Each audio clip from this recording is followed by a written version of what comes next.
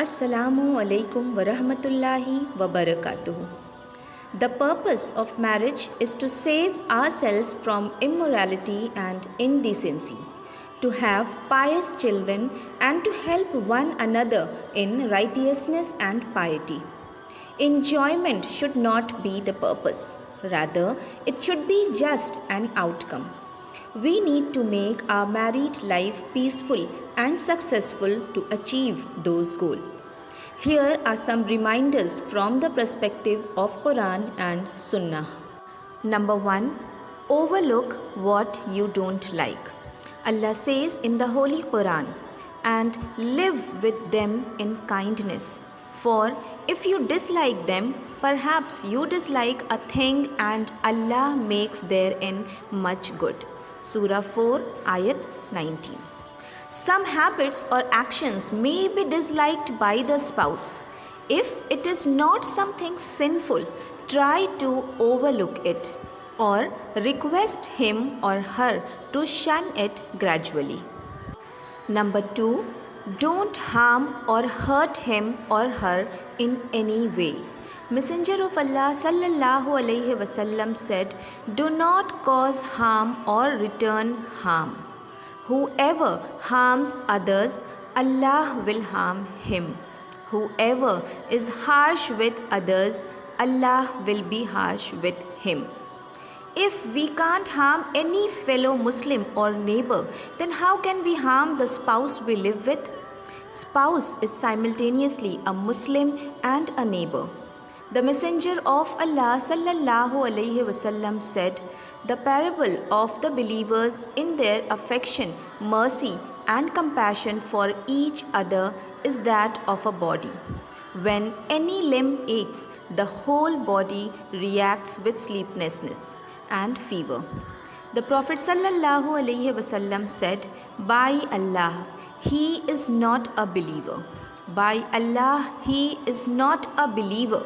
By Allah, he is not a believer." It was asked, "Who is that, O Messenger of Allah sallallahu alaihi wasallam?"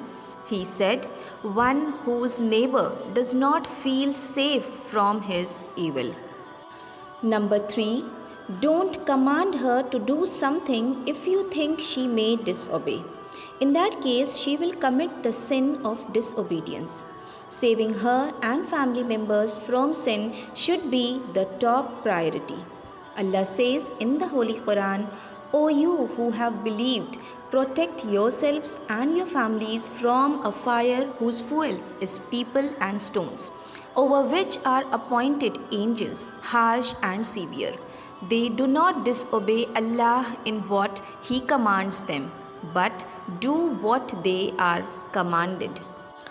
Number 4. Live with them honorably. Our Prophet Muhammad sallallahu alaihi wasallam said, "The best among you are those who are best to their women." Number 5. Understand the importance of a spouse. They should cover each other's faults. Allah says in Surah Baqarah, "They are clothing for you and you are clothing for them." The Prophet sallallahu alaihi wasallam said, "After taqwa, a Muslim does not benefit from anything more than a pious wife. She helps husband save from sinful acts." Muhammad sallallahu alaihi wasallam said, "Whoever Allah blesses with a righteous wife, He has helped him with half of his religion. So let him fear Allah with regard to the other half." Number 6. Forgive her if she disobeys in personal matters. Look at her with mercy and compassion that is natural between you. Allah says, "And of His sign is that He created for you from yourselves mates that you may find tranquility in them, and He placed between you affection and mercy. Show mercy so that you receive the same from Allah." The Messenger of Allah sallallahu alaihi wasallam said, "The merciful will be shown mercy by the most merciful." Be merciful to those on the earth, and the one in the heavens will have mercy upon you. Counsel her when she is receptive. Number 7. Wife should cooperate with her husband whenever called upon for intimacy. This is because a husband is not allowed to be preoccupied mentally with some other woman. He cannot look at any non-mahram woman. If she refuses, the very purpose of marriage is lost. Lastly, it should be noted that a good spouse is not the one who unconditionally loves one another. There must be a feeling of repulsion if one of them crosses the limit set by Allah. A good wife is not the one who obeys her husband in all matters.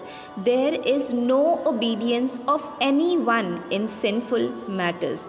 I repeat, there is no obedience of anyone in sinful matters.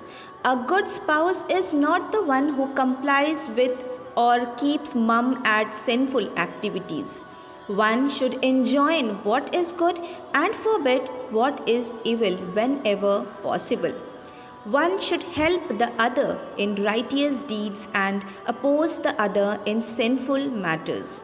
And Allah says, and cooperate in righteousness and piety, and do not cooperate in sin and aggression.